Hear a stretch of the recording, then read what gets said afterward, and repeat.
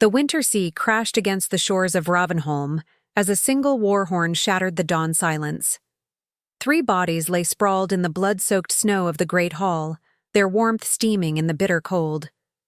Above them stood a young woman, her dark braids adorned with raven feathers, her hands still signing words no one else understood. The villagers would later say that the most dangerous weapon in all of Ravenholm wasn't the steel of swords or the fury of fire. It was the silent girl who lived in the healer's hut by the fjord. But nobody believed that. Not until the day the shadow ravens sailed into their harbor.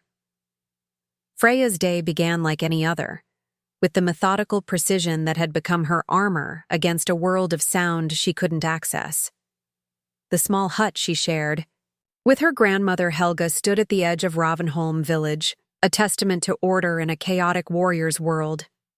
Each morning, she'd arrange her herbs with careful attention, sweep the stone floor until it was spotless, and prepare healing salves with a quiet efficiency that revealed nothing of who she truly was.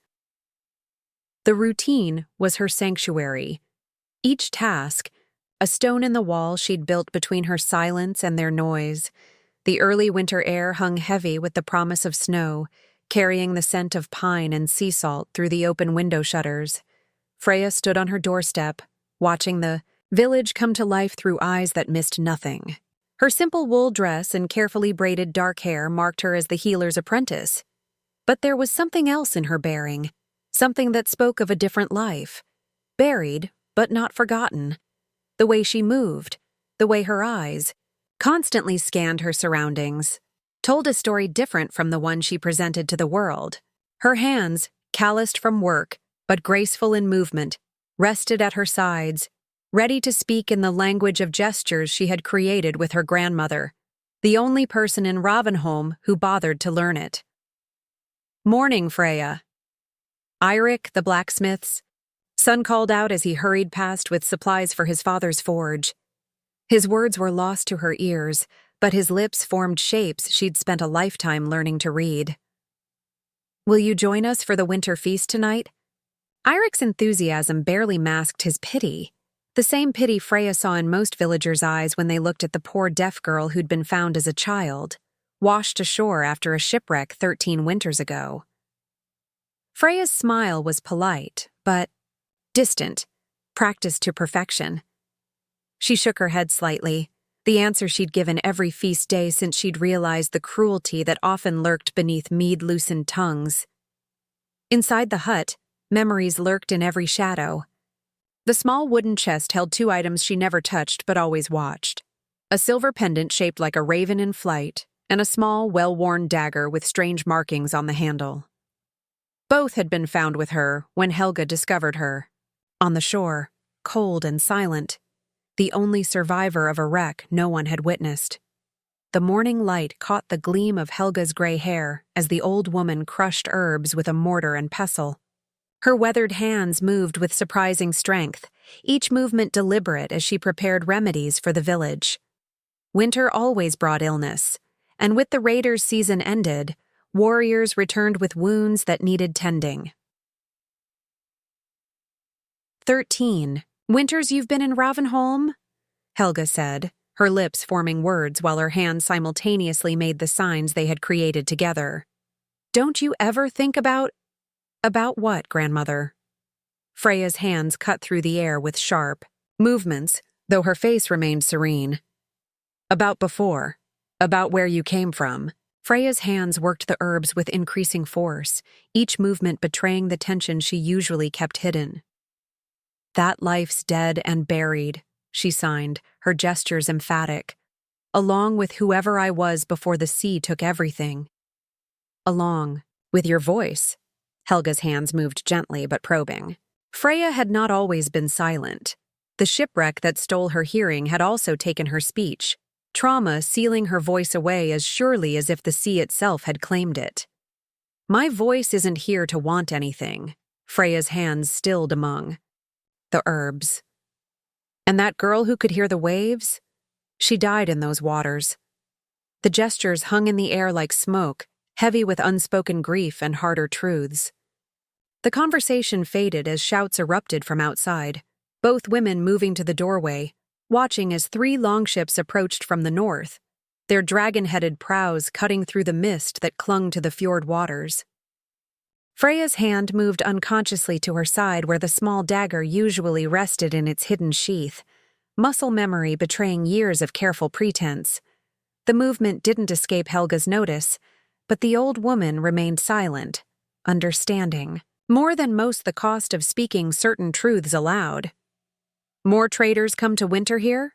Helga's hands asked, but Freya was already shaking her head, her face set in lines Helga hadn't seen in years. "No," her hands replied, the gestures sharp and certain. "Those aren't traders." She recognized the type of men who sailed such ships, warriors who wore violence like others wore amulets, comfortable in its familiar weight. The Shadow Ravens. They called themselves, whispered about in winter tales, raiders who came not just to plunder, but to conquer, to claim villages as their own during the dark months when most Northmen kept to their homes. Jarl Gunnar Ravenson rode down from the Great Hall, his fur cloak billowing behind him as he approached the docks to meet the newcomers. His eyes met Freya's across the distance, a look of understanding passing between them. He was one of the few who treated her with neither pity nor dismissal, one of the few who seemed to sense there was more to her than her silence. His hand rested casually on his sword hilt as he passed the approaching ships, marking them, measuring them, just as she did from her doorway.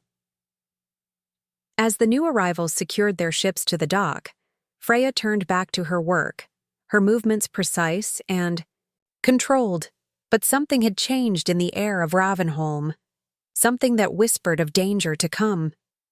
"So it begins again," she signed to Helga, and in those gestures lay the weight of a past about to catch up with her present. The shadow of the longships stretched across the village like a warning, and in her simple healer's hut, Freya prepared herself for what she knew was coming.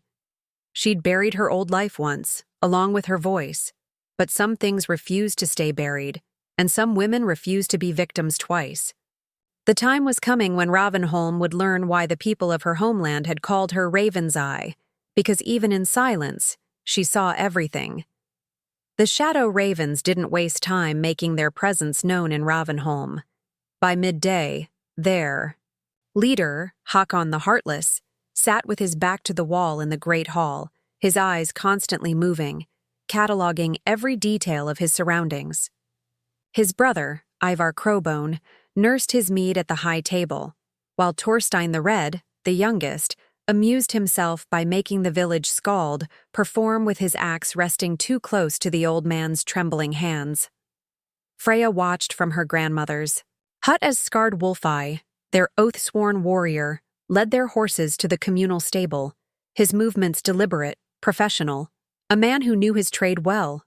She recognized the way he walked, the same way she used to move before she buried that life under silence and herbcraft, the way his eyes swept the village, noting escape routes and vantage points, told her more about the man than any spoken word could. "They're staying," Helga observed, her hands making the signs as she stood beside Freya at the window. "Yes?" Freya's response was clipped, her fingers absently touching the hidden sheath where her dagger rested, a habit she'd never quite broken. "They always do, once they find a village worth bleeding dry. Like wolves finding a flock without a shepherd." The afternoon stretched long and tense, like a bowstring waiting for release. Freya went about her usual routine, grinding herbs, preparing poultices, organizing her grandmother's healing supplies, but beneath every mundane action lay a current of anticipation, like the stillness before a storm. The other villagers had picked up on the tension. The blacksmith worked without his usual songs, the children stayed close to their mothers, and the old warriors sat in small groups, speaking in hushed tones that Freya couldn't hear, but whose meaning she understood all too well. It was just past sunset when the first fight broke out, splitting the evening air like summer lightning. Freya was in her hut sorting dried herbs when she felt the vibrations of heavy footsteps through the packed earth floor. She moved to the window and watched. As Torstein the Red stumbled out of the mead hall, laughing, a ceremonial drinking horn clutched in his meaty fist. Behind him came Leif, the carpenter's son, his face flushed with anger, his normally neat appearance disheveled. Though Freya couldn't hear him, his gestures made his fury clear as he pointed to the horn in Torstein's hand. An heirloom passed. Down through generations of Ravenholm's founding family. "That belongs to our Jarl. Return it now." Leif's mouth formed words that Freya read easily from her position. Torstein turned, his young face twisted into something ugly. He took a long drink from the horn, then held it up mockingly. The winter light caught on the silver inlay, illuminating the story of Ravenholm's founding carved along its rim. Freya's hands clenched at her sides, remembering other men, other villages, other moments when the thin veneer of civilization hung by a thread. She watched as Jarl Gunnar emerged from the great hall, moving with deliberate slowness, the leather of his scabbard creaking with each step. But before he could reach the scene, Håkon Heartless appeared, placing himself between his younger brother and Ravenholm's leader. "There seems to be some misunderstanding." Håkon's lips formed words smooth as fjord ice. "We'll be happy to return the horn." He flicked a silver arm ring toward Leif, the metal catching the torchlight. "That should compensate for any offense." The ring landed in the snow at Leif's feet, an insult masked as restitution. The Jarl's hand hadn't moved from his sword. "The horn is not for sale, Håkon." Jarl Gunnar's face remained impassive. "It belongs to Ravenholm and its people." "And we're guests of Ravenholm." Håkon smiled, but it never reached his eyes. "When treated with respect." The threat in his words hung in the air like axe smoke. Freya saw it then, the slight nod Håkon gave to someone behind the Jarl. Scarred Wolfeye had positioned himself in the shadows of the mead hall, his hand hovering near the blade at his belt. One wrong move, and Ravenholm would have a dead Jarl before winter's deepest dark. The village would fall like so many others, becoming just another conquest for men who fed on fear. Without conscious thought, Freya found herself moving. She stepped out into the village square, the evening air biting at her face, her simple wool dress swirling around her ankles. Though she couldn't hear it, she knew her footsteps made little sound in the freshly fallen snow. All eyes turned to her. She felt Håkon's gaze like a physical touch, assessing, measuring. She kept her posture relaxed, her face pleasant. The simple deaf girl bringing a peace offering. In her hands, she carried a small wooden cup of the special mead Helga brewed, for healing, fragrant with herbs and honey. She approached Torstein, offering the cup with a slight bow. Inside, old instincts stirred, reading the positions of every man in the square, noting angles, distances, lines of attack if needed. She could feel the weight of her dagger pressing against her thigh, a reminder of who she used to be. Well now, Håkon's smile widened as he watched his brother accept the cup. It seems not everyone in Ravenholm lacks hospitality. "This is Freya," Jarl Gunnar spoke, his eyes never leaving Håkon's. "Our healer's apprentice. She cannot hear your words nor speak her own, but her remedies are sought throughout the region." "A deaf girl?" Torstein laughed, the sound lost to Freya though she saw the cruel twist of his mouth. "What use is a broken thrall who can't follow commands?" Freya maintained her serene expression as Torstein drained the cup, but beneath her, "Calm exterior," she catalogued the insult, adding it to the growing list of reasons to watch these men carefully. She had learned long ago that being underestimated was both a wound and a weapon. "Freya is no thrall," the Jarl responded, his posture shifting subtly. "She is valued in Ravenholm. I'm sure she has her uses," Håkon replied, eyeing Freya with renewed interest. My brother meant no disrespect. He studied her for a moment longer, then nodded. "We'd be obliged for more of your healing mead, girl. The journey was long, and winter's chill cuts deep." The way he said obliged made it sound like a command rather than a request. Freya inclined her head slightly, her eyes downcast in apparent submission, though her mind worked furiously, calculating, planning. As she showed the shadow ravens back to the great hall where they had claimed the best sleeping benches near the fire, Freya felt the weight of their presence like a storm cloud above her carefully ordered world. She'd seen their type before, in another life, men who confused courtesy with weakness, who saw kindness as an invitation to cruelty. Later, as she secured the shutters of her grandmother's hut for the night, Freya felt Helga's gentle touch on her shoulder. "You're playing a dangerous game," the old woman warned, her hands forming the signs they shared. "No game," Freya replied, checking the bar across the door one final time. "Just keeping my enemies close." She touched the dagger in its hidden sheath, a habit born of hard experience, and preparing for when they show their true nature. The night settled over Ravenholm like a dark blanket, but few slept easily. Above the village, the mountains stood silent against the star-filled sky, as if waiting to witness what tomorrow would bring. In her small bed of furs, Freya lay awake, watching the shadows dance across the ceiling as the hearth fire burned low.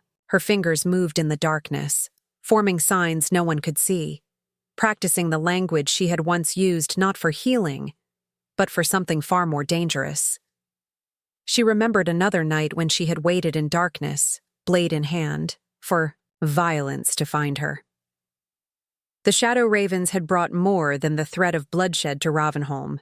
They had brought memories she had long suppressed, skills she had tried to forget, and a past she had believed drowned in the cruel northern seas. As sleep finally claimed her, Freya's last thought was of the raven pendant hidden in her wooden chest, the mark of a life she had once lived, a symbol of what she might need to become again. Dawn broke over Ravenholm with an angry red sky painting the fjord in colors of blood and frost. Freya stood at her doorway, watching the sunrise while her hands methodically sorted dried herbs for the day's healing work. She hadn't slept well, the weight of the Shadow Raven's presence in the village keeping rest at bay. Their footsteps had echoed through the night, their voices carrying across the snow-covered ground as they drank and boasted in the great hall. The morning brought an uneasy quiet to Ravenholm. The fishermen had gone out earlier than usual, eager to avoid the newcomers.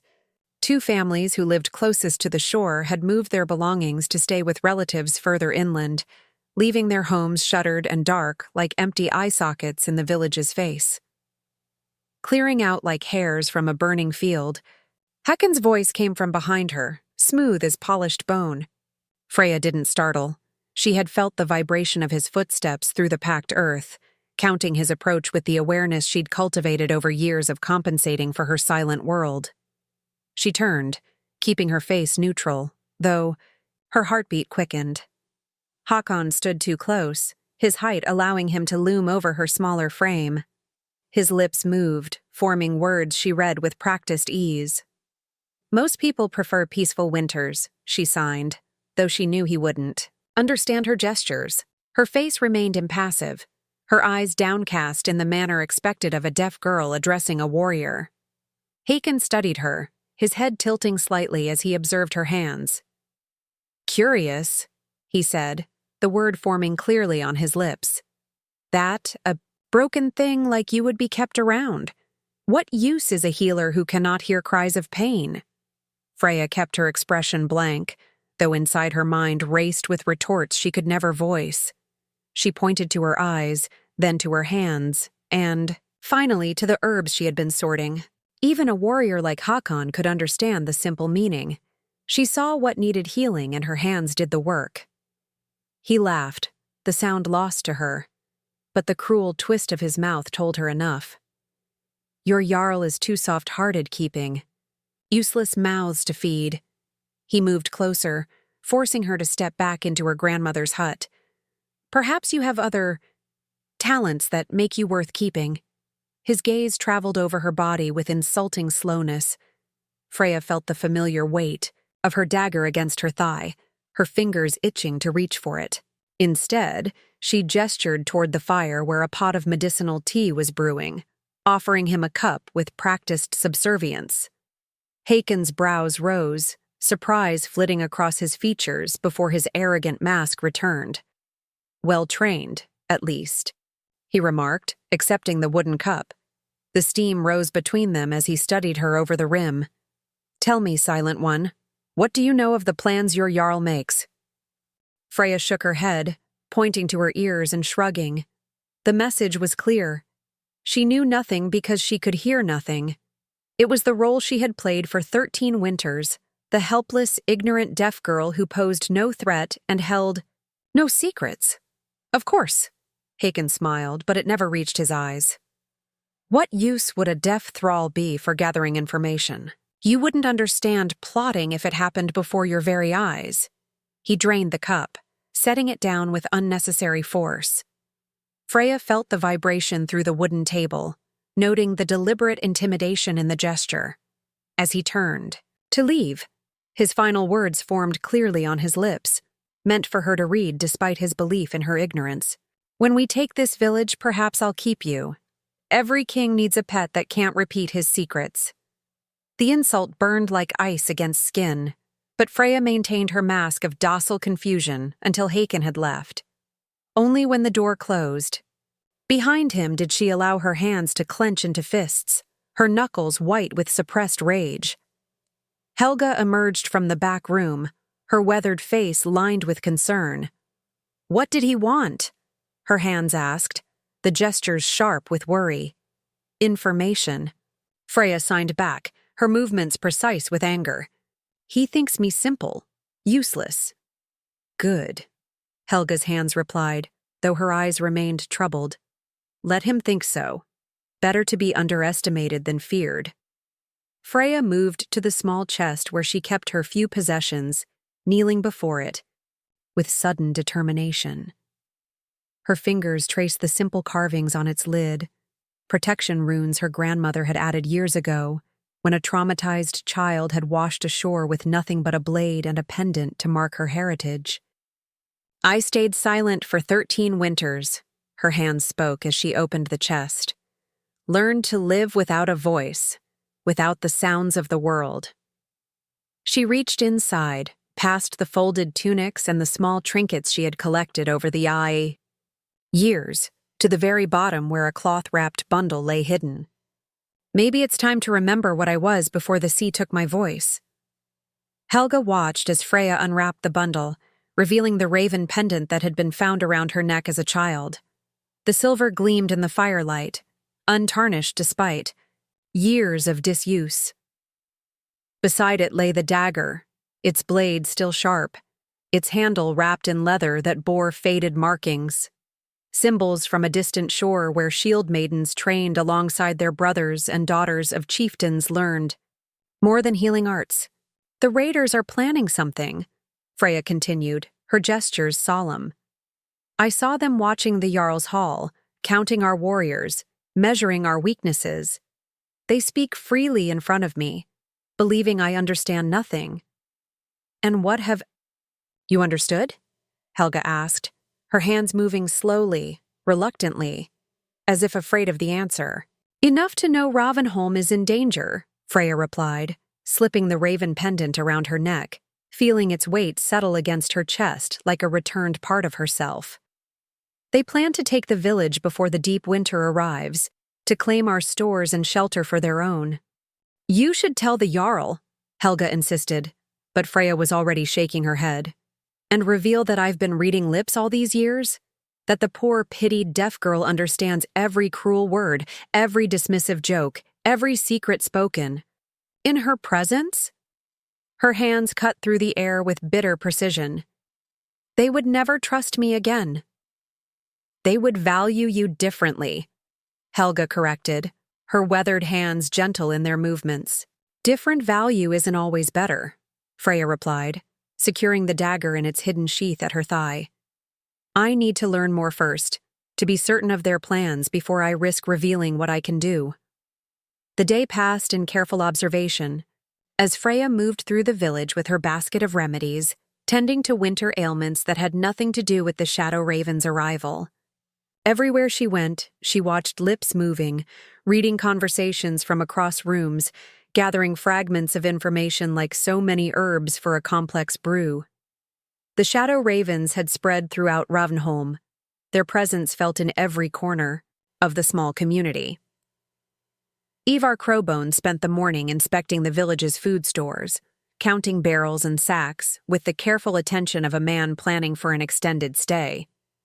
Torstein the Red followed the younger women as they worked, his leering presence causing them to hurry through their tasks with downcast eyes and tight expressions. Most concerning was Skard Wolfeye, who methodically walked the perimeter of the village, noting the placement of each building, each path, each potential point of defense or vulnerability. His experienced eyes missed nothing, and Freya recognized the tactical assessment for what it was: preparation for conflict. By midday, she had gathered enough fragments to form a chilling picture. The Shadow Ravens hadn't come to Ravenholm merely to winter there as uninvited guests. They intended to seize control completely, to eliminate the current leadership and establish themselves as the new rulers before the worst of winter's fury made travel between villages impossible. As she returned to her grandmother's hut with this knowledge heavy in her mind, a commotion at the shore drew her attention. She felt the vibrations of running feet through the ground before she saw the crowd gathering at the water's edge. Moving closer, she watched the rapidly moving lips of the villagers, their expressions shifting from excitement to concern. A ship had been spotted approaching. Not a warship like the Shadow Ravens had arrived in, but a smaller trading vessel, its sail bearing the mark of Freivik, a settlement 2 days' journey down the coast. Merchants braving the early winter to make one final trading run before the sea lanes became too dangerous. Freya felt, rather than heard, the sudden tension in the air. The Shadow Ravens had gathered at the shore, their postures alert, predatory. Hakon and Ivar exchanged words she couldn't quite read from her position, but their expressions told her enough. The approaching traders represented either a complication or an opportunity in their plans. She moved closer, using her perceived disability as cover to position herself where she could better observe. Jarl Gunnar had also arrived, standing with several of his warriors at a careful distance from the Shadow Ravens, his face set in lines of diplomatic neutrality that did little to hide his wariness. As the trading ship drew nearer, Håkon turned to speak to Skard Wolfeye, his back partly turned to Freya, but his profile still visible enough for her to read his words. "When they dock, keep them separated from the villagers. We don't need outsiders complicating matters." Skard nodded, his hand resting casually on his weapon as he replied, "And if they bring news of us being here? Then they won't be leaving. To spread such news further." Hakon's reply sent a chill through Freya that had nothing to do with the winter air. No witnesses, no bodies. The fjord is deep. The trading vessel docked amid controlled chaos. The merchants, 4 men and a woman, disembarked with the wary optimism of those who had risked much for potential profit. They carried bundles of trade goods, southern cloths, amber, spices, and small luxuries that would normally be welcomed eagerly in an isolated northern village facing long winter months. Instead, they were met by Skarde and 2 other Shadow Ravens, who escorted them to the Great Hall with a hospitality that seemed genuine only to those who couldn't read the threat in their carefully positioned hands near weapons, in the way they flanked rather than welcomed the newcomers. Freya followed, at a distance, her basket of herbs providing the perfect excuse to approach the Great Hall. Inside, she took a position near the fire, ostensibly arranging her medicines while the traders presented their wares to an audience of both villagers and Shadow Ravens. The lead merchant, a broad-shouldered man with a gray-streaked beard, spoke with the careful diplomacy of someone who had traded in many different territories. Freya read his introduction from her position, noting how his eyes assessed the unusual. "Tension in the hall. We bring greetings from Jarl Sigurd of Freivik." His lips formed the words clearly. "We hope to trade before the ice closes the sea paths. We have fine cloths from the south, amber from the eastern shores, and news of the surrounding settlements." It was the mention of news that caused Håkon to step forward, his posture falsely welcoming as he replied, "News is always a valuable trade. Tell us, what do other villages say of the winter to come?" The merchant hesitated, his eyes moving between Hakon and Jarl Gunnar, with growing awareness that something was amiss in Ravenholm. Freya saw the moment he made his decision to proceed cautiously. "They say it will be harsh, but no worse than the last. Many villages have taken in travelers for the season. Some welcome, some—" His gaze lingered meaningfully on the Shadow Raven's distinctive attire. "Less so." "And what news of these less welcome visitors?" Hakon asked, his casual tone belied by the tension Freya could read in his shoulders. "3 settlements to the south have been taken by force," the merchant replied, his posture shifting subtly as he recognized the danger in his words. "The coastal villages speak of a group calling themselves the Shadow Ravens, who come as guests but remain as conquerors." The hall fell silent in a way that even Freya could perceive, a stillness that spoke of held breath and racing hearts. She saw Jarl Gunnar's hand move closer to his sword, saw the Shadow Ravens position themselves near the hall's exits, saw the merchants belatedly recognize the trap they had walked into. "Interesting tales," Hakon remarked, his smile never reaching his eyes. "You must share more over mead tonight. We insist you stay as our guest before continuing your journey."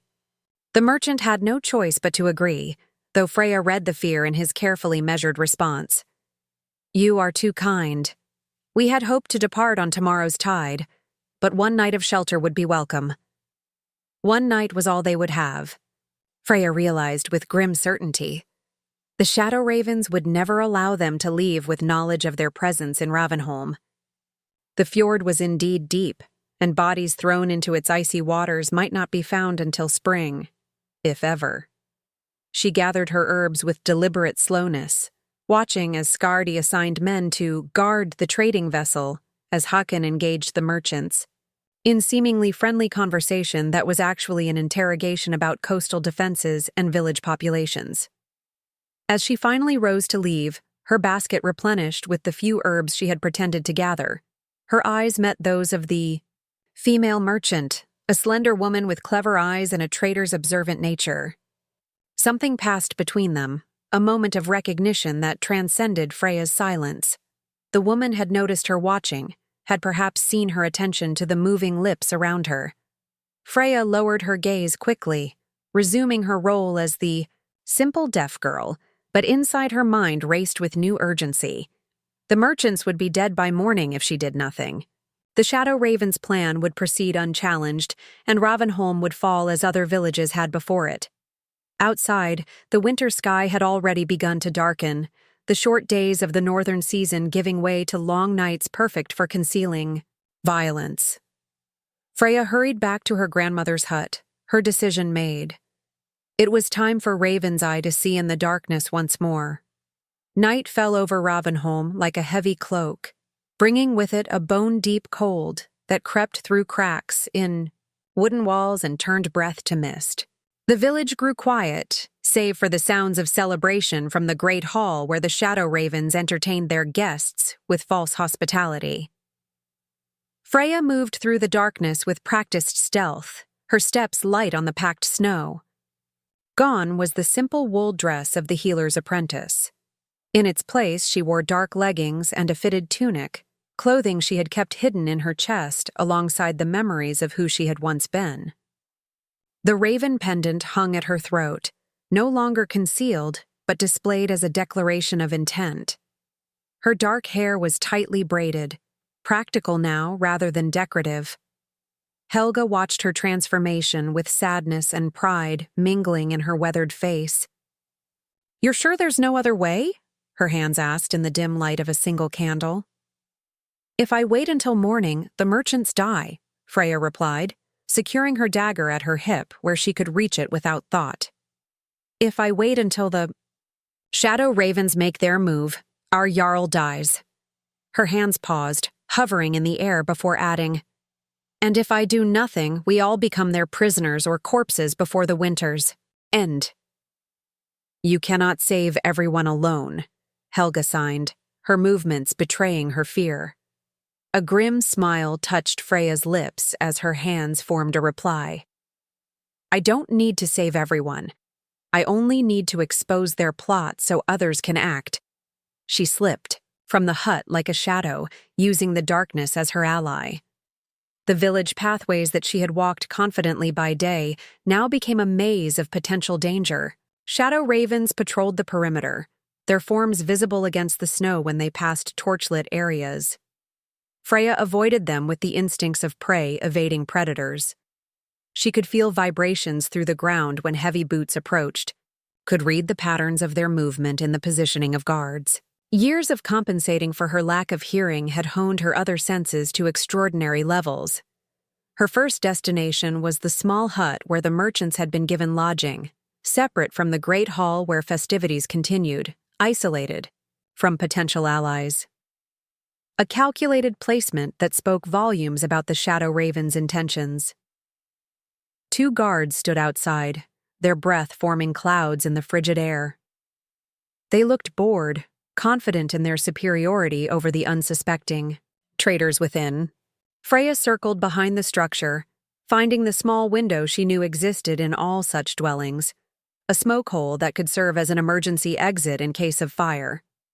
The opening was narrow, barely large enough for her slight frame. She pulled herself up and through with the fluid grace of movements practiced in childhood before the sea had taken her hearing. Inside, darkness greeted her, but her eyes adjusted quickly to reveal 5 sleeping forms. The female merchant wasn't asleep. She sat upright in the corner, a small knife clutched in her hand, her eyes widening as Freya emerged from the window. Before she could make a sound, Freya pressed a finger to her lips in the universal gesture for silence. The woman hesitated, then nodded slowly. Freya approached, careful not to wake the others, and knelt beside her. Taking the merchant's hand, she traced letters on her palm. An old method of communication she had learned in her homeland when silence was needed during hunts or raids. Danger, she spelled. Deathchomes. Understanding bloomed in the merchant's eyes, followed swiftly by fear. She glanced at her sleeping companions, then back to Freya, a question in her gaze. Freya nodded grimly, then traced more letters. SHIPNOW. The woman hesitated, her eyes darting to the door where guards waited. Freya's next message was urgent. IDISTRACTYOURUN. Something passed between them then, an understanding that transcended language. The merchant woman had the eyes of someone who had survived difficult journeys, who knew when to trust instinct over caution. She nodded once, decisive, and began silently rousing her companions. Freya slipped back through the window, scanning the area for movement before dropping silently to the ground. The guards remained at their post, unaware of the escape being prepared behind them. She needed a distraction, something to draw them away without raising general alarm. Her eyes fell on the woodpile stacked nearby. A plan formed in her mind, simple but effective. Keeping to the shadows, she worked quickly, gathering dry kindling from beneath the pile where snow hadn't penetrated. She packed it around the base of an empty storage shed some distance from both the merchant's lodging and other dwellings. With flint from her pouch, she struck sparks into the kindling. The fire caught quickly, hungry flames licking up the wooden walls. Freya retreated, circling back toward the guards. She watched as one noticed the growing light, nudging his companion and pointing toward the increasingly visible flames. They hesitated, torn between their orders to guard the merchants and the need to respond to fire, the greatest danger in any village during winter. As the flames grew higher, illuminating a growing area of the darkness, their decision was made. Both ran toward the burning shed, shouting warnings that Freya couldn't hear but could read in their urgent gestures. She seized the moment, moving swiftly to the hut's door, pushing it open to find the merchants awake and ready. Their eyes widened at the sight of her. The village's deaf girl transformed into something altogether different. She gestured emphatically toward the shore, then to the burning shed that was now drawing attention from across the village. "Thai?" Lead merchant nodded, understanding the opportunity for what it was. He guided his companions out into the night, keeping to the shadows as they made their way toward their ship. Freya watched them go, knowing she had just committed herself irrevocably to a path that could not be reversed. The distraction would buy them only minutes. Soon the Shadow Ravens would discover their guests had fled, and Håkon would know someone had interfered with his plans. The carefully maintained peace would shatter like ice in spring thaw. She had no time to waste. While attention focused on the fire, Freya made her way toward the Great Hall. The celebration had spilled outside. Warriors from both Ravenholm and the Shadow Ravens staggering drunkenly in the snow. She kept to the edges of light and darkness, using their intoxication as cover as she positioned herself where she could observe without being seen. Through a window, she could see Håkon seated beside Jarl Gunnar, their conversation seemingly friendly, though tension radiated from both men's postures. Scarred Wolfeye stood behind them, ever vigilant despite the festive atmosphere, his eyes constantly scanning the crowd. Freya found a position where she could clearly see their lips moving, could read the words passing between them as they shared mead and maintained the fiction of peaceful coexistence. What she saw confirmed her worst fears. "To a prosperous winter alliance," Jarl Gunnar was saying, raising his drinking horn in toast. Håkon's smile never reached his eyes as he returned the gesture. "Indeed, though I wonder how prosperous it will be with your stores divided among so many." "We have enough," the Jarl replied, his expression carefully neutral. "Ravenholm has always prepared well for winter." "Precisely why we chose it." Håkon's lips formed the words clearly, his guard lowered by mead and arrogance. "Better prepared than the last village we claimed." The Jarl's hand tightened on his horn, though his face betrayed nothing. "Claimed?" Håkon leaned closer, his words becoming clearer to Freya's watching eyes. "You're a practical man, Gunnar. Surely you've realized by now that we didn't sail into your harbor seeking temporary shelter." "I had hoped otherwise," the Jarl replied, his posture shifting subtly into readiness despite his casual tone. "Hope is for fools and children." Håkon's smile turned predatory. "Here is what will happen. Tonight, while your warriors drink themselves into stupor, my men will take strategic positions throughout Ravenholm. By morning, you will have a choice. Acknowledge me as the new Jarl, or watch your people suffer through a siege they cannot win." "You underestimate my people." Gunnar's lips formed the words with careful dignity. "Do I?" Håkon laughed. "Your strongest warriors are here, drinking my mead. Your watchmen have been replaced by my men. Your people are soft from years of peace." He leaned closer still.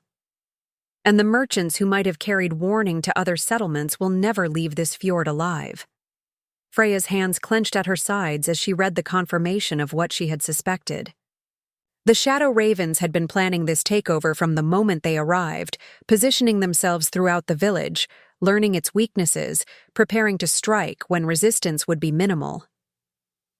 Skardi moved forward, bending to whisper something in Håkon's ear.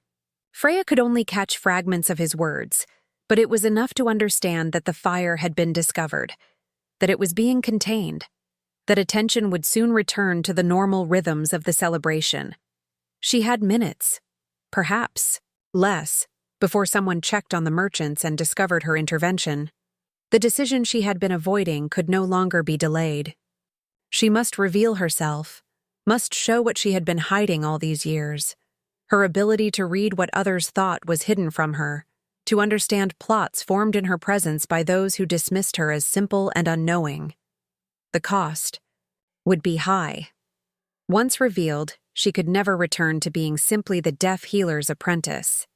The village that had pitied her would now see her differently, perhaps with respect, but also with suspicion for her years of deception. The protection that came with being dismissed as harmless would vanish like morning mist. But the alternative was worse. If she remained silent, Ravenholm would fall before dawn, its people enslaved or killed according to Haakon's whims. The decision, when viewed from that perspective, was no decision at all. Freya moved from her hiding place, straightening, her back and lifting her chin in the manner she had been taught as a child, before the shipwreck that had changed everything. The raven pendant gleamed in the torchlight as she walked directly toward the great hall's entrance, no longer concealing her purposeful stride or the confidence in her bearing.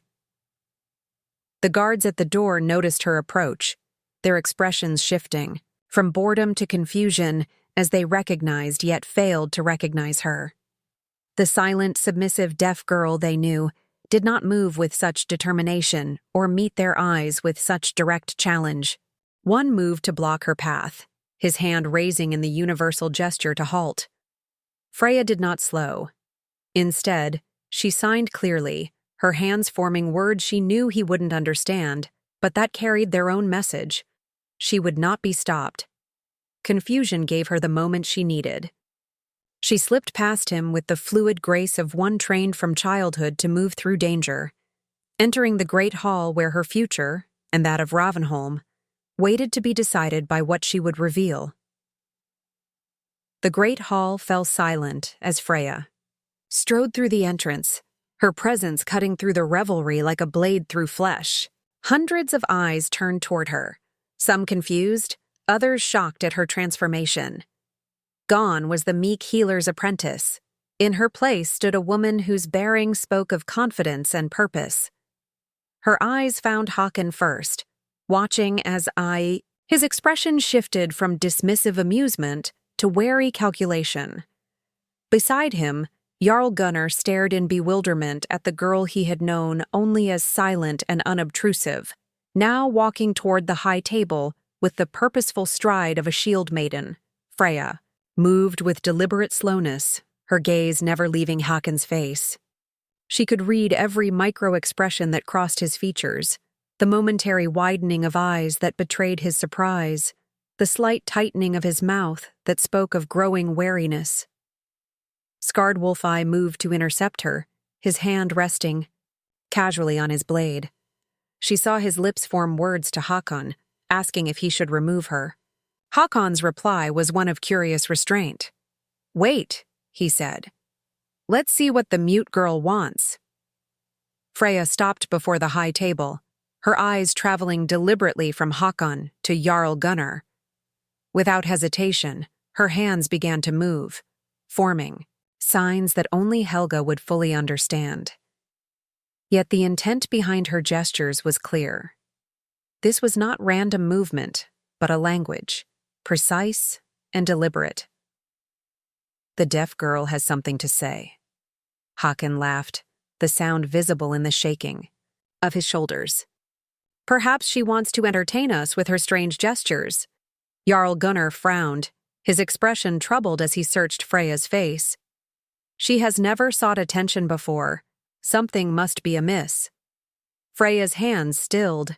She reached slowly into her tunic and withdrew a small piece of charcoal and a scrap of birch bark, tools she had carried for years to communicate when needed. With swift, practiced strokes, she wrote 3 words and held them up for all to see. "They plan betrayal." The hall erupted in confused murmurs. Jarl Gunnar took the bark from her hands, his brow furrowing as he read the message. "What betrayal? Do you speak of, Freya?" She took back the bark, adding more words beneath the first. "Shadow ravens will kill you tonight. Take village." Haakon's laughter cut through the growing tension, sharp and dismissive. "The girl spins tales. What would a deaf mute know of plans or intentions? She cannot hear our words." But Freya was already writing again, her movements quick and certain. "I read lips. Merchants escaped. You said they would die?" The words struck like a physical blow. Haakon's false smile vanished, replaced by cold calculation.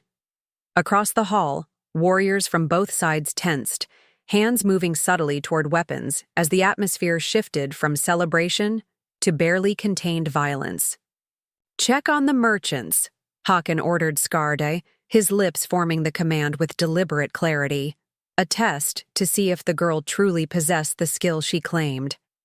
Freya met his gaze steadily, then wrote again. They are gone. I freed them. Shadow Raven burst through the door before Skard could leave, his face flushed with exertion and alarm. The merchants have fled. Their ship is already beyond the fjord's mouth. The revelation sent a ripple through the gathered warriors.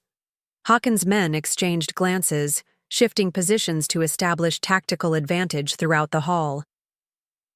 Ravenholm's defenders, though outnumbered, began to move as well, instinctively placing themselves between the Shadow Ravens and their Jarl.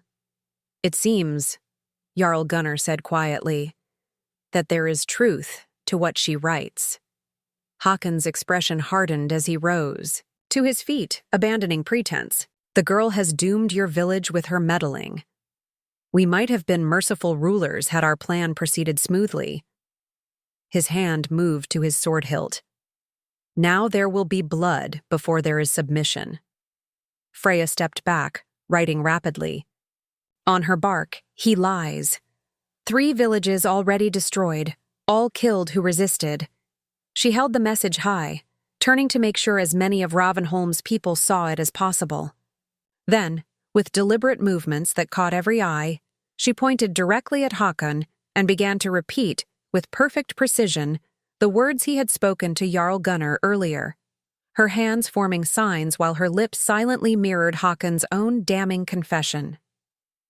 Tonight, while your warriors drink themselves into stupor, my men will take strategic positions throughout Ravenholm. By morning, you will acknowledge me as the new Jarl, or watch your people suffer through a siege they cannot win. Though few understood her signs, the pattern of her lips was unmistakable to those who had spoken those same words. Hakon's face drained of color as he recognized his own speech being thrown back at him by a girl who should never have known his intent. Black magic, one of the Shadow Ravens muttered, taking an involuntary step back from Freya. Not magic, Jarl Gunnar responded, his voice hard as he rose to stand beside Freya. Observation. The girl has learned to see what we say when she cannot hear it. He turned to address his warriors, who now stood alert throughout the hall. The Shadow Ravens came not as guests but as conquerors. They plan to overthrow us this very night. Hakon's facade of diplomacy shattered completely. With a roar of rage, he drew his sword, the signal his men had awaited. Skard and the other Shadow Ravens pulled their weapons in near unison, the hall erupting into chaos as mead benches overturned and drinking horns clattered to the floor. "Kill them all!" Hakon shouted, lunging toward Jarl Gunnar with lethal intent. But Freya had anticipated this moment. As Hakon's blade arced toward the Jarl, she moved with the fluid grace of one trained from birth in the art of combat. Her dagger, concealed, until now, flashed in the firelight as she deflected Hakon's blow with a precision that spoke of years of training. The hall froze for a heartbeat at this unexpected defense. The deaf healer's apprentice had just performed a warrior's move with the confidence of one born to battle. Raven's eye, Skard breathed, recognition dawning on his face as he stared at the pendant gleaming at Freya's throat. The lost daughter of Grimhild Shield-Splitter. The name meant nothing to most in Ravenholm, but the Shadow Ravens exchanged glances of sudden understanding and wariness. Legends had spread of the child warrior maiden from the eastern settlements, trained from her first steps to observe and kill, whose eyes missed nothing and whose blade moved faster than thought. That moment of shocked recognition gave Ravenholm's warriors the opening they needed. With a battle cry that Freya felt through the wooden floor rather than heard, they surged forward to defend their home and Jarl. The advantage of surprise lost, the Shadow Ravens found themselves fighting not unprepared villagers, but alert warriors, who understood the threat they faced. Freya stayed close to Jarl Gunnar, her small blade darting with deadly efficiency whenever a Shadow Raven came too near. She fought in absolute silence, her movements economical and precise. wasting no energy on unnecessary flourishes or battle cries. Her focus remained unbroken by the cacophony around her, her senses attuned to the vibrations of approaching footsteps and the visual cues of impending attacks. Håkon fought with the fury of thwarted ambition, his larger blade crashing against the Jarl's sword with enough force to send tremors through the air. Gunnar, though taken by surprise, was no novice to combat. He met Håkon's savage attacks with measured defense, waiting for the opening that rage would eventually provide. The battle spread throughout the hall, warriors locked in desperate struggle between overturned tables and scattered benches. Though the Shadow Ravens were fearsome fighters, they had lost the crucial element of surprise. Worse, they now faced opponents who understood their treachery and fought with the desperate strength of those defending their homes and families. Scar Day. Wolfeye cut a path through the chaos, his experienced eye recognizing that Freya, not the Jarl, might be the greater threat to their plans. He moved with the deliberate precision of a hunter stalking dangerous prey, waiting for the moment when her attention would be divided. That moment came when Torstein the Red managed to flank the Jarl, forcing Freya to defend against attacks from two directions. As she drove her dagger into Torstein's shoulder, Skard lunged from behind, his blade aimed at the space between her shoulder blades where no armor protected her. But years of compensating for her lack of hearing had given Freya advantages few warriors possessed. She felt the vibration of his approach through the wooden floor, sensed the displacement of air as his blade cut toward her. Without turning, she dropped to one knee, using Torstein's bulk as a shield. Skard's blade sliced a shallow cut across her upper arm, but missed its lethal target. Freya rolled away from both men, coming up in a defensive crouch, her eyes rapidly assessing the changing dynamics of the battle. Blood trickled down her arm, but the wound was superficial. More concerning was the realization that the Shadow Ravens were beginning to coordinate their attacks, professionals adjusting to unexpected circumstances. Across the hall, she saw Håkon press his advantage against the Jarl, driving the older man back with a series of powerful blows. Though Gunnar defended himself skillfully, he was tiring against his younger opponent's relentless assault. Freya knew she needed to end this quickly before the tide turned against Ravenholm's defenders. Her eyes scanned the hall, calculating angles and positions with the strategic clarity that had been trained into her from earliest childhood. She spotted a hanging shield on the wall behind Håkon, a ceremonial piece mounted above the high seat, its polished surface reflecting the chaotic scene below. With one fluid movement, she sheathed her dagger and snatched up a fallen drinking horn, hurling it with pinpoint accuracy. The horn struck the shield with enough force to dislodge it from its mountings. Håkon, hearing the noise above, glanced up instinctively, the momentary distraction giving Jarl Gunnar the opening he needed. His sword found the gap in Håkon's defense, driving deep into the Shadow Raven leader's side. Håkon's howl of pain cut through the din of battle. He staggered backward, blood spreading across his tunic, his sword arm dropping as he struggled to remain standing. "Retreat!" Skard called, recognizing that the element of surprise, their greatest advantage, was irretrievably lost. "To the ships?" The Shadow Ravens began a fighting withdrawal toward the doors, maintaining formation even as they gave ground. Many of their number lay dead or wounded on the hall floor, but the core of their fighting force remained intact, professional warriors who knew when a battle had turned against them. Freya moved to block their path, her bloody dagger raised, in challenge. For a moment, she stood alone between the retreating raiders and the exit, her slight frame seemingly no match for the warriors before her. But something in her stance, the perfect balance, the unwavering focus, the absolute absence of fear, gave even Skard pause. "Let them go," Jarl Gunnar ordered, stepping forward with his sword still wet with Håkon's blood. "We will deal with them at dawn." Freya hesitated, then stepped aside, her eyes never leaving Skard's face as the Shadow Ravens dragged their wounded leader toward the door. She read the promise of vengeance in the warrior's cold gaze, knew that this retreat was tactical rather than final. As the last of the Shadow Ravens disappeared into the night, the hall erupted in a confusion of voices. Warriors checked their wounded righted benches and stared at the girl who had stood among them for years without revealing her true nature. Questions flew like arrows, though Freya could only read them from those directly facing her. How long? Have you understood our words? Where did you learn to fight? What is Raven's Eye? Jarl Gunnar raised his hand for silence, his authoritative presence calming the chaos. He approached Freya with a mixture of gratitude and wariness in his expression. You saved Ravenholm tonight, he said, his lips forming the words with deliberate clarity for her to read. But you have kept secrets that put us all at risk. Who are you truly? Freya looked around at the faces of people she had lived among. For 13 years, people who had pitied her, dismissed her, occasionally shown her kindness, but never truly seen her. The time for hiding had passed. With steady hands, she wrote on her bark once more, holding up the message for all to see. I am Freya, Grimhild's daughter of the Raven clan. I was trained as shield maiden and observer before the sea took my hearing. I have watched over Ravenholm since you took me in. The revelation sent a ripple of astonishment through the gathered villagers. Jarl Gunnar studied her face, recognition slowly dawning in his eyes.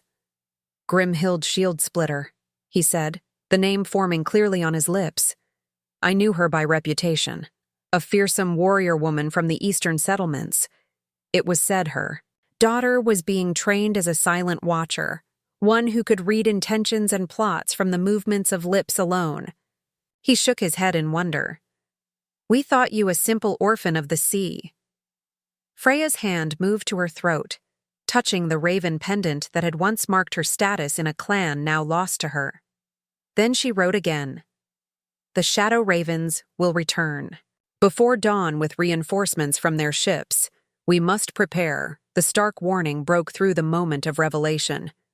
Jarl Gunnar nodded grimly, turning to issue orders to his warriors. Secure the village perimeter. Move the elders and children to the caves in the eastern hills. Gather every weapon, every shield. As Ravenholm's defenders scattered to prepare for the coming assault, the Jarl turned back to Freya, his expression solemn. I would have your counsel, Raven's Eye, he said. For too long we have underestimated you. That mistake nearly cost us everything. Freya nodded, accepting both the apology and the recognition embedded in his words. She was no longer the pitied deaf girl, no longer invisible in her silence. She had stepped back into the light of her true self, not merely the healer's apprentice, not just the silent observer, but a shield maiden whose greatest weapon had always been her ability to see what others missed.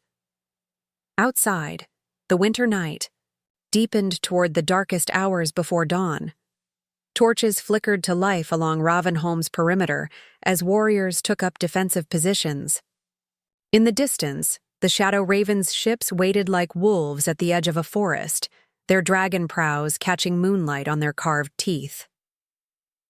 The battle for Ravenholm had only just begun. The hours before dawn passed in urgent preparation as Ravenholm transformed from a peaceful fishing village into a fortress prepared for siege. Warriors reinforced the perimeter with sharpened stakes, while fisherfolk strung nets between buildings to restrict enemy movement. Even the children played their part, gathering stones for slings and carrying water to strategic points throughout the village. At the center of this activity stood Freya, no longer hidden behind the mask of the simple deaf girl, but revealed as Raven's Eye, strategist and shield maiden. Her hands moved in precise gestures that Helga translated for the village defenders, communicating battle plans with a clarity and confidence that none had suspected lay within her. Jarl Gunnar had set up a command post in the Great Hall, where the blood of the first skirmish still stained the wooden floor. Maps of Ravenholm and the surrounding fjord were spread across tables as Freya indicated key defensive positions and likely attack routes. She says the Shadow Ravens will come from multiple directions, Helga translated as Freya's hands shaped detailed instructions. Their main force will approach from the harbor, but Skarda will lead a smaller group through the eastern woods, attempting to flank us. How can she be certain? Asked Eirik the blacksmith, now armored for battle with his massive forge hammer. In hand, Freya picked up her writing bark, her strokes swift and sure. Skard is a tactician. I observed him studying our defenses for 3 days. He knows the eastern path offers cover. The Jarl nodded, his respect for her assessment evident in, his expression. Then we'll prepare a welcome he won't expect. He turned to his second-in-command. Bjorn, take 10 of our best archers to the ridge above the eastern path. Stay hidden until they've committed to the approach. As warriors disperse to their assigned positions, Helga drew Freya aside, concern etched in the deep lines of her weathered face. You've spent 13 winters hiding who you truly are. Her hands signed in their private language. Are you ready for what comes when this battle ends? There's no returning to the shadows once you've stepped into the light? Freya's response came without hesitation, her gestures flowing with newfound freedom. The sea took my hearing and my voice, but it never took my purpose. I was born to protect, to see what others miss. Whether Ravenholm accepts me for who I truly am or fears me for what I've hidden, that's for the gods to decide. Helga's eyes filled with tears as she embraced the young woman she had raised from childhood. Your mother would be proud of the warrior you've become. A warning horn sounded from the watchtower, its vibrations thrumming through the wooden structures of the village. Freya felt the resonance in her chest, though she could not hear the sound itself. Her hands instinctively checked her weapons, the dagger at her hip, a short sword borrowed from the village armory, and a small shield strapped to her left arm. She moved to the palisade wall where Jarl Gunnar stood watching the harbor. Dawn was breaking over the fjord, painting the sky in streaks of red and gold that reflected off the water in rippling patterns of fire. Through the morning mist, dark shapes emerged, the Shadow Ravens' longships, their oars rising and falling, in practiced unison as they approached the shore. But something was wrong. Freya's keen eyes counted only 2 ships where 3 had anchored the previous day. She tugged at the Jarl's sleeve, pointing toward the missing vessel and signing rapidly to Helga. One ship is missing, Helga translated. Freya believes Skarda has taken it around the headland to land warriors beyond our sight. Before I share what happens next in this thrilling saga, if you're enjoying this tale of Viking courage and cunning, make sure to hit subscribe and the notification bell so you don't miss any of our future stories of legendary heroes and fierce battles. Jarl Gunnar's expression hardened as he assessed this new threat. They're dividing our attention, attacking from both land and sea. Freya nodded, then wrote quickly on her bark. That is what I would do. Hakon leads from the ships, wounded but dangerous. Skard circles behind. We must divide our forces or lose the village. The Jarl issued orders, splitting his warriors between the harbor defense and reinforcing the eastern perimeter.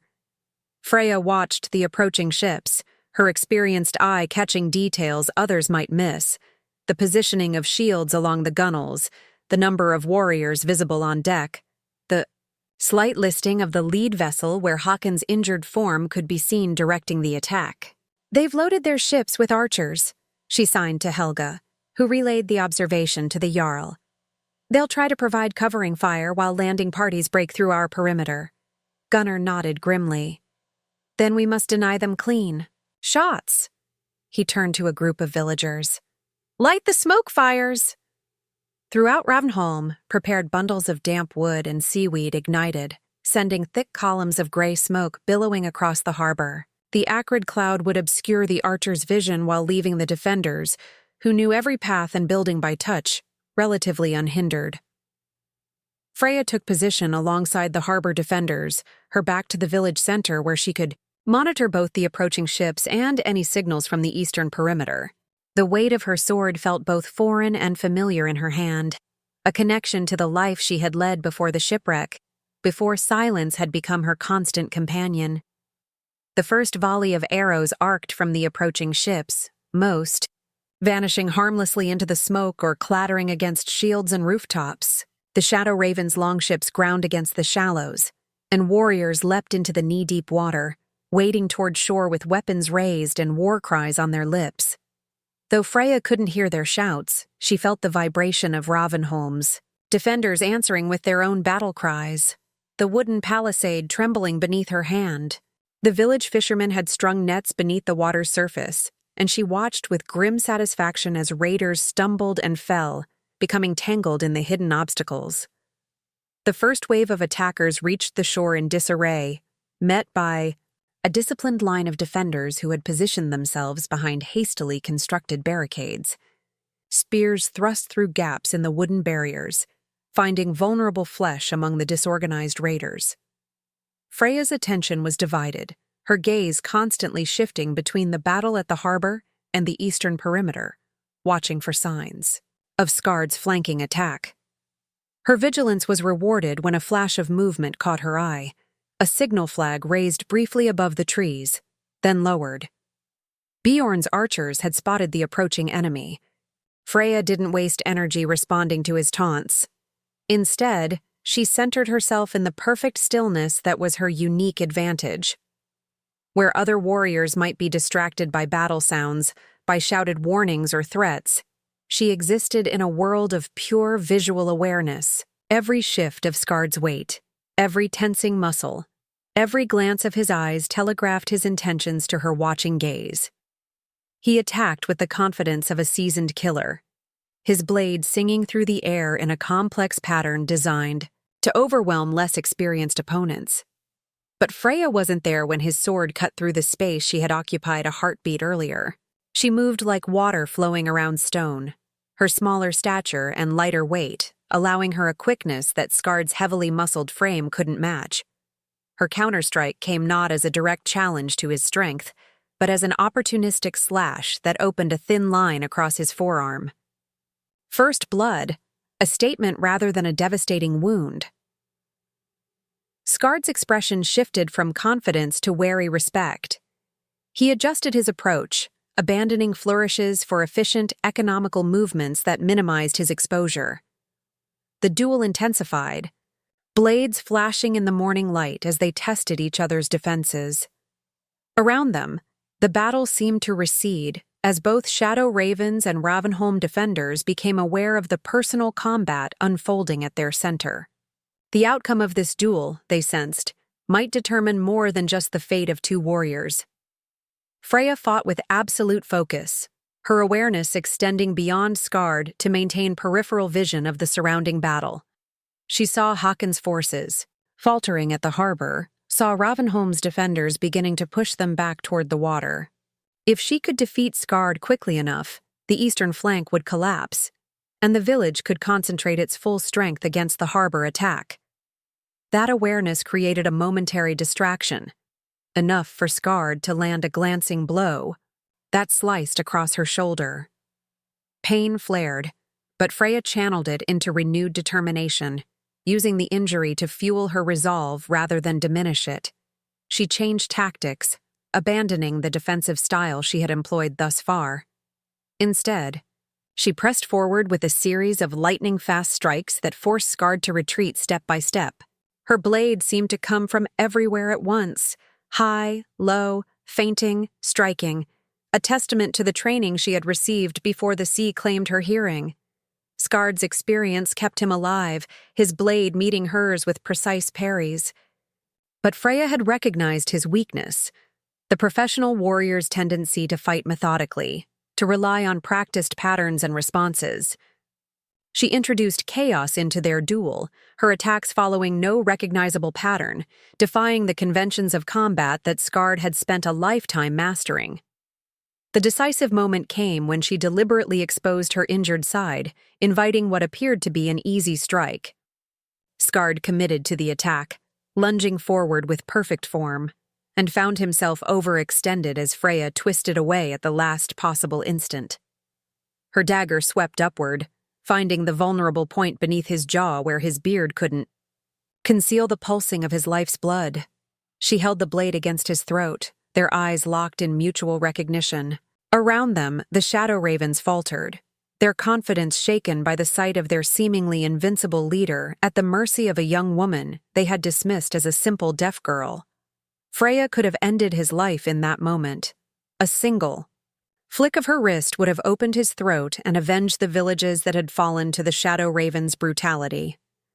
Skard himself seemed to expect it, his eyes showing not fear but acceptance of a warrior's fate.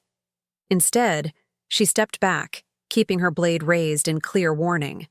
With her free hand, she made a gesture that required no translation, pointing, first to the harbor where Hakon's forces were in retreat, then to Skard, then toward the fjord beyond. The message was clear: take your warriors and leave, or none of you will leave at all. Skard studied her face for a long moment, weighing pride against survival. Then, with the pragmatism that had kept him alive through countless battles, he nodded once.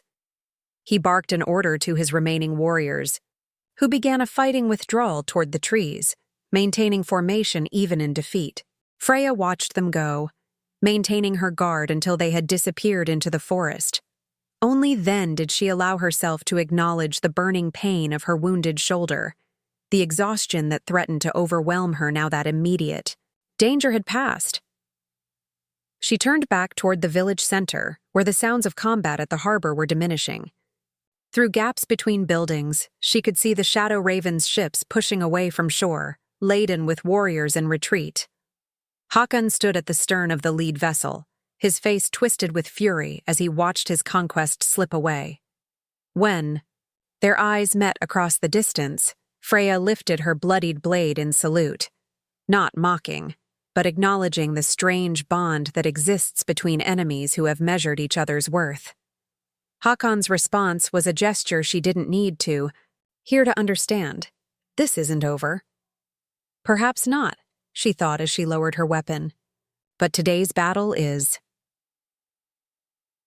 By midday, the Shadow Ravens had vanished beyond the fjord's mouth, their dragon-proud ships growing smaller against the horizon.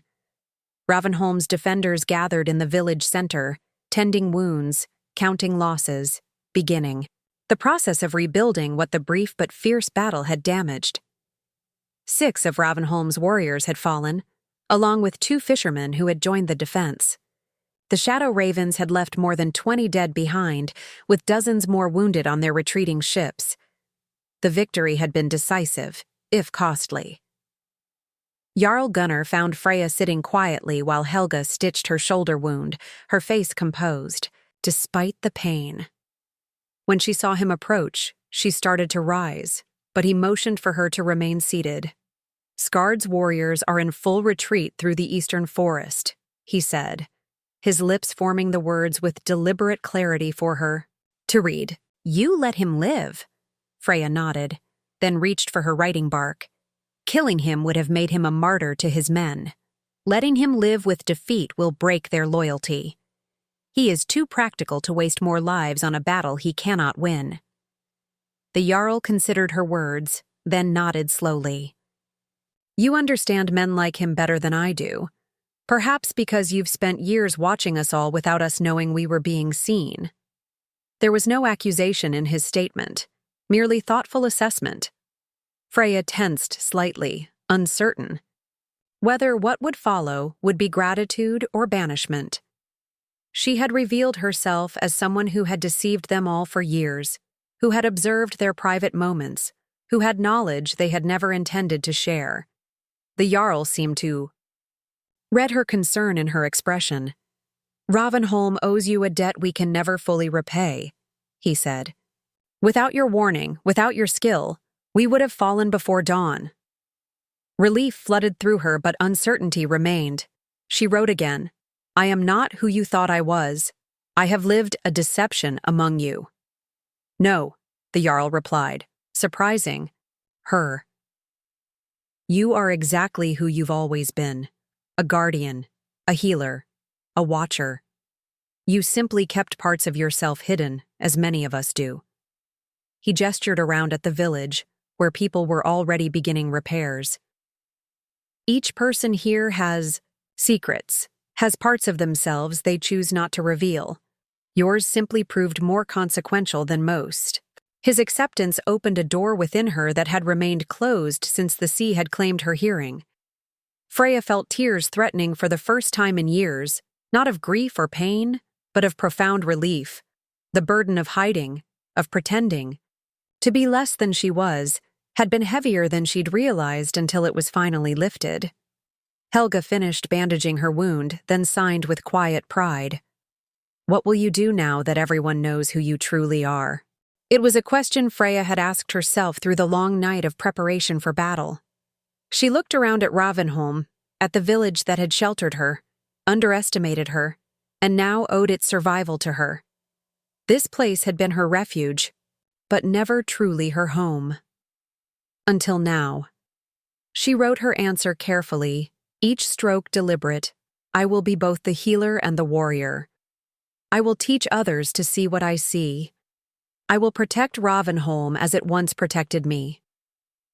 The Jarl read her words, then extended his arm in the warrior's greeting, a gesture of equality and respect she had never expected to receive. She grasped his forearm firmly, completing the bond. "Ravenholm could use a guardian with your unique skills," he said. "One who sees what others miss, who hears with her eyes what we fail to hear with our ears." As the day progressed, villagers approached her one by one, some with awkward gestures of gratitude, others with written questions about her past, a few with shamefaced apologies for how they had dismissed her. Eric, the blacksmith's son, came with a gift. A finely crafted silver pin shaped like a raven in flight, created during the quiet hours of winter evenings when he had watched her move through the village and wondered about the mystery behind her silent presence. By evening, a celebration had begun in the great hall, the blood of battle scrubbed away and replaced with fresh rushes and flowers. Mead flowed freely as warriors recounted tales of the day's combat, each telling growing. More elaborate with each retelling, Freya sat beside Helga, watching the animated conversations with newfound openness. No longer did she need to pretend not to understand the words formed by moving lips. No longer did she need to maintain the facade of ignorance. She could smile at a jest, respond to a direct question with written words or gestures, participate in the community in ways she had denied herself for 13 years. Late in the evening, as the celebration continued around her, Freya slipped outside to stand beneath the star-filled sky. The winter air was crisp and clear, carrying the scent of pine and wood smoke. Far out in the fjord, where the Shadow Raven's ships had disappeared, the water reflected the moon's light in rippling patterns of silver. Helga joined her, the old woman's presence a comfort as familiar as her own heartbeat. Together they stood, in companionable silence, their shared language of gestures unnecessary in this moment of peaceful reflection. Finally, Freya's hands moved, forming the question that had lingered in her mind throughout the day. "Do you think my mother would recognize what I've become?" Helga's weathered face softened with understanding. Her reply came with certainty. "She would see in you what I see. A daughter of two worlds who has learned to be whole in both. The warrior's strength and the healer's wisdom, united in one heart." Freya touched the raven pendant at her throat, feeling its familiar weight as if for the first time.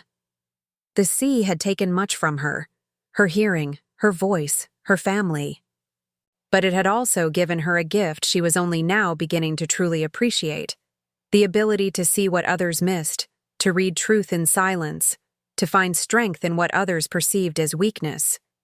She was Freya Grimhild's daughter, Raven's Eye, the silent shield maiden of Ravenholm.